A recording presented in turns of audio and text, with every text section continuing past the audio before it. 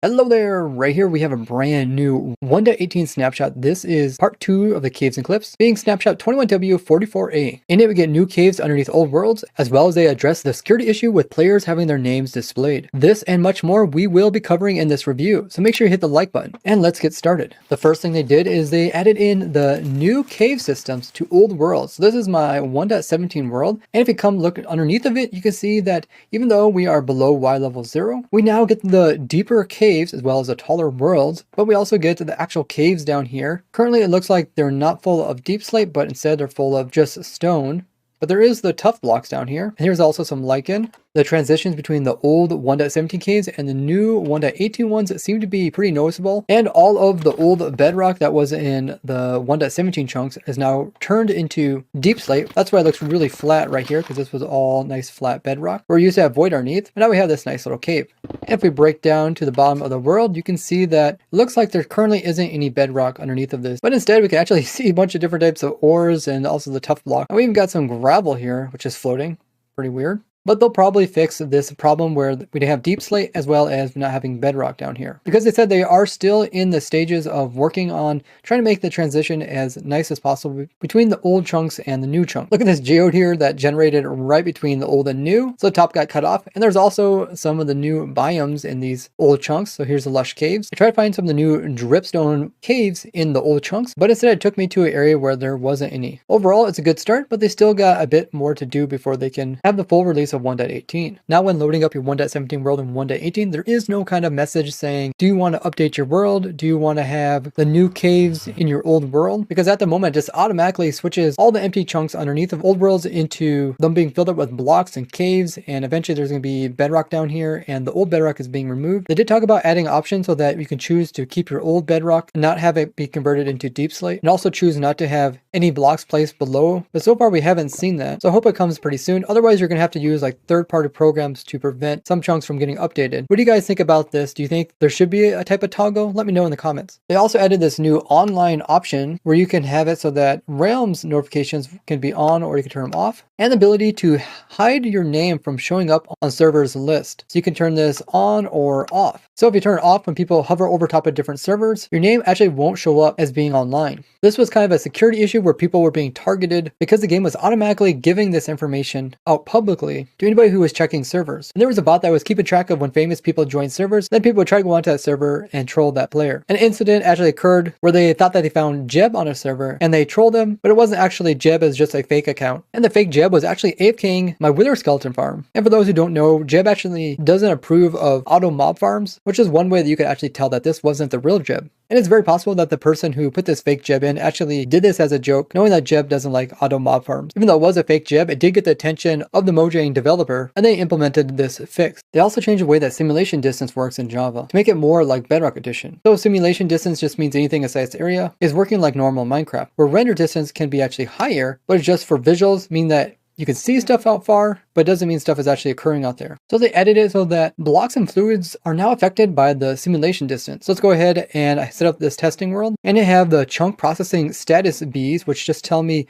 what exactly is going on in really far away chunks. So with a render distance of 12, that means from where I'm standing plus 12 chunks going on any direction, these are all going to be loaded as entity processing chunks, meaning entities can do stuff like bees can grow up. But anything beyond this limit, stuff will act differently out there. The first noticeable change is that there is no unique chunk that just operates blocks or redstone. This seems to be completely removed. It just goes straight from entity processing chunks straight to the chunks that you can only see visually. And in those chunks, the only thing that really seems that goes on there is that it keeps track of the mob cap. And I actually have a shulker that's way down there beyond the simulated distance. Yet that shulker still counts to mob cap. If you look in the F3 and right beside the M, it shows a 1. This is probably not a good thing, because that means if you turn up your render distance, it's actually counting all the mobs around you. So hopefully they change that. Now I actually have a test where I'm placing blocks out in these rendered only chunks, and those blocks are supposed to power some different devices out there. But notice in chat that they don't actually activate until you load them. So right there it said loaded 2.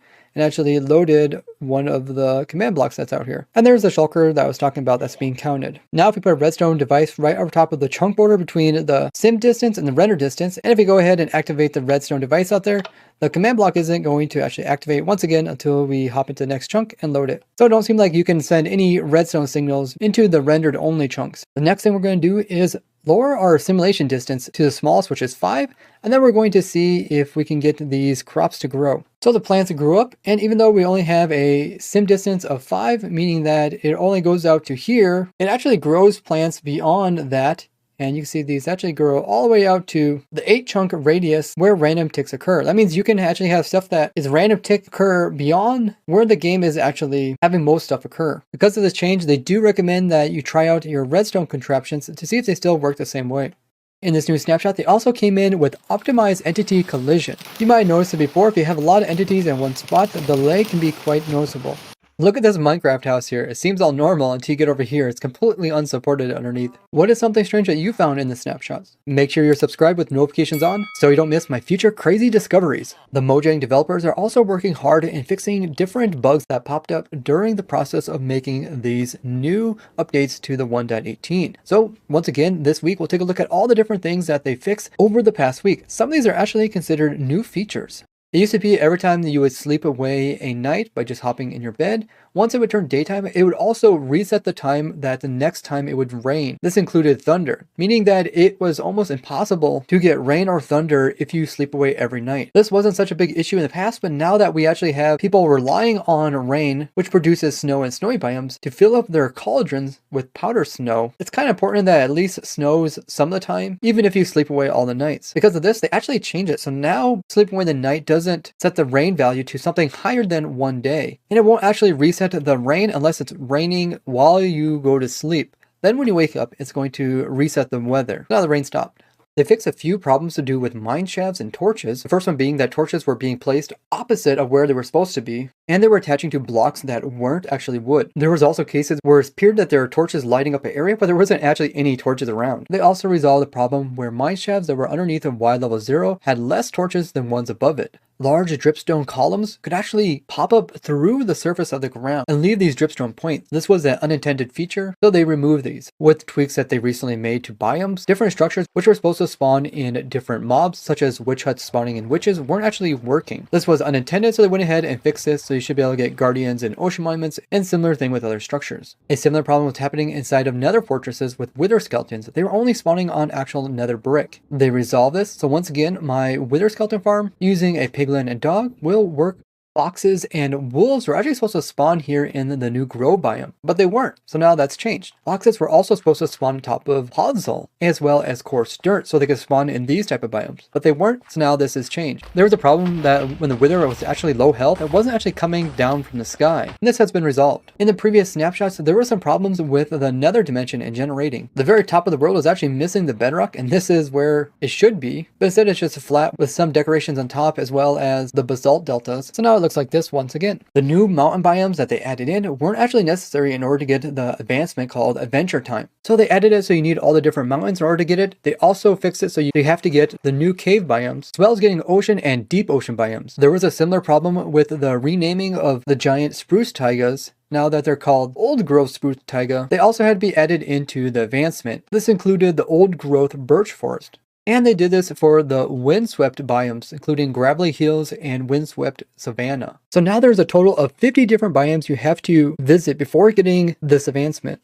In some places, this new powder snow that generates on these biomes wasn't being exposed to the surface, so it was impossible for players to actually fall into it. Now, once again, players can actually come across this. They came in and fixed 3 different bugs to do with the noise settings. One of them had to do with the amplified worlds, and their noise setting wasn't being used at all. But amplified worlds are still not an option for 1.18. Icebergs are supposed to be this floating thing on the ocean, but the problem is the icebergs were actually attaching themselves to the bottom of the ocean. This is not fixed in the new version. There was a bug when you try to stop the JFR testing. It wasn't actually giving you a link to where the output was. So now when you stop it, the thing that pops up is actually a link that you can click on. Now like the video and come join my Twitch stream where we discover the newest things about 1.18, and you're able to join the snapshot testing server. You can find all the info over on my Discord. I'll see you guys over at my Twitch stream. Bye bye!